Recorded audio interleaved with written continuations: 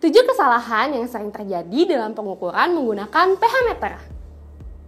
Salah satu parameter yang sering dilakukan di laboratorium ialah pengukuran tingkat keasaman dan kebasahan dalam sampel menggunakan pH meter. Meski seringkali kita menggunakan pH meter di laboratorium, namun kenyataannya masih banyak loh kesalahan-kesalahan yang sering terjadi oleh analis di laboratorium dalam mengoperasikan pH meter. Nah, hal ini dapat menyebabkan pengukuran pH tidak stabil, menurunkan sensitivitas alat, sehingga pengukuran menjadi tidak akurat dan peralatan pH menjadi mudah rusak. Nah, apa saja sih kesalahan-kesalahan yang sering terjadi dalam mengoperasikan instrumen pH meter? Simak yuk dalam video berikut ini.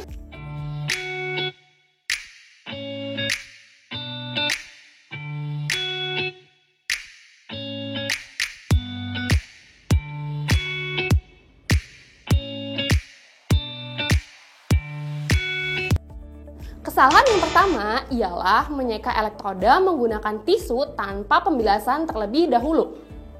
Nah, pengeringan secara langsung tanpa pembilasan ini dapat menghasilkan muatan listrik pada elektroda sehingga akan menginterferensi pembacaan pH dari elektroda.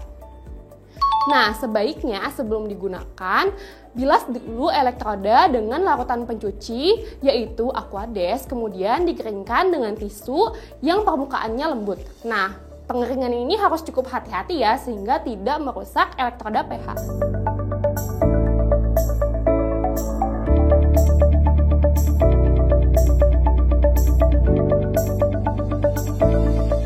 Yang kedua, jangan pernah membiarkan elektroda terlalu lama dalam keadaan kering. Nah, terlalu lama menyimpan elektroda dalam keadaan kering ini dapat menyebabkan lapisan paling luar dari elektroda mengering sehingga sensitivitas elektroda pun akan menurun. Nah, kalau di kesalahan kedua kita membiarkan elektroda dalam keadaan kering, kesalahan selanjutnya ialah terlalu lama mencelupkan elektroda pH dalam Aquades. Nah, penyimpanan dalam Aquades ini dapat menyebabkan lepasnya ion-ion dari membran kaca dan melarutkan larutan elektrolit yang terdapat dalam elektroda sehingga menghasilkan respon yang lamban dan pembacaan yang tidak sesuai. Nah, seharusnya gimana sih cara menyimpan elektroda yang baik dan benar? Nah, elektroda sebaiknya disimpan dalam elektroda cap atau penyimpan elektroda yang telah diberi larutan KCl 3M sebelumnya. Nah, kesalahan yang keempat yaitu menggunakan elektroda pH yang tidak sesuai dengan spesifikasinya. Untuk memperoleh akurasi pengukuran pH yang tepat, gunakanlah elektroda pH yang tepat sesuai dengan jenis dan kondisi sampel yang dibutuhkan di laboratorium kemis ya. Nah, hal ini perlu disesuaikan dengan sifat dan karakteristik dari sampel yang diukur seperti tinggi rendahnya temperatur, viskositas, kelembapan, dan lain-lain. Nah, elektroda pH yang didesain untuk sampel air akan berbeda dengan elektroda pH untuk sampel makanan, darah, tanah, dan lain-lain. Nah, penggunaan elektroda pH yang tepat sesuai dengan aplikasi juga dapat meningkatkan durabilitas atau masa pakai elektroda menjadi lebih awet dan tidak mudah rusak. Nah, untuk mengetahui jenis elektroda mana sih yang sesuai dengan peruntukan di laboratorium kemis, dapat dilihat pada video di atas sini ya. Nah, kesalahan yang kelima yaitu melakukan pengukuran pH tanpa melakukan kalibrasi terlebih dahulu. Nah, sebaiknya sebelum menggunakan peralatan pH, kita harus melakukan kalibrasi terlebih dahulu ya secara rutin sebelum digunakan.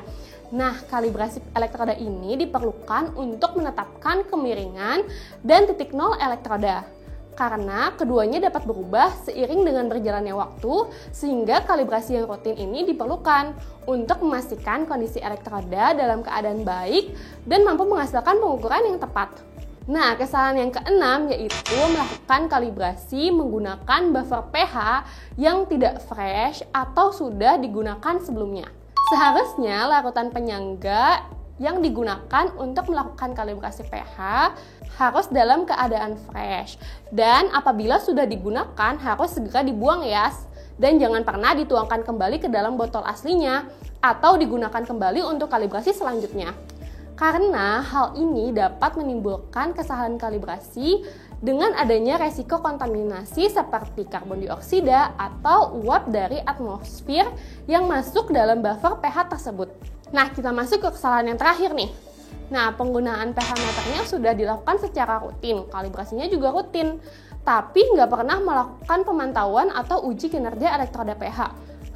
Percuma aja ya. Padahal elektroda pH adalah bahan habis pakai dari instrumen pH meter, dengan umur pakai minimal 12 hingga 18 bulan dan perlu dilakukan penggantian apabila sudah tidak stabil dalam membaca nilai pH. Uji kinerja pH meter ini perlu dilakukan dengan cara melakukan kalibrasi pH meter minimal pada 2 titik kalibrasi, yaitu pada pH 7 dan pH 4. Kemudian hasil kalibrasi yang diperoleh akan memberikan nilai asimetri potensial dan nilai slope yang dapat menentukan kualitas elektroda, apakah masih dalam keadaan yang baik atau perlu dilakukan pergantian. Elektroda pH yang baik umumnya memiliki nilai MV sebesar 58 plus minus 2 MV atau nilai slope sebesar 85-105%. Itu tadi penjelasan mengenai 7 kesalahan dalam pengukuran dengan pH meter. Nah, jangan sampai ini terjadi di laboratorium kemis ya. Untuk mengetahui informasi lebih lanjut mengenai aplikasi pH meter, dapat berkonsultasi dengan kontak di bawah ini.